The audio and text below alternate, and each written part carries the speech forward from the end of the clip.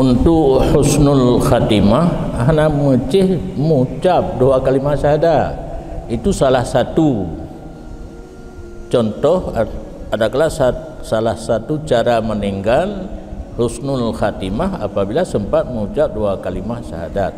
Asai baik tak tepu secara terang gaknyan kesujud bagi iblis, gaknyan kesujud bagi patung, husnudzan kitanya kepada bagus khatimah gaknyan.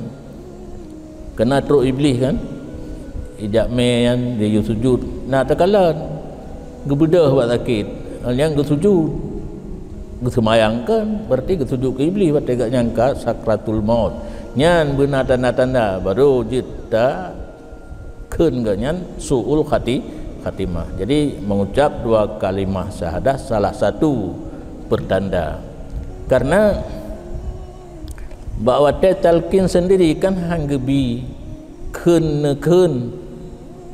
hai hanggebi kun nekun, cuma geyu jarang-jarang la ilaha illallah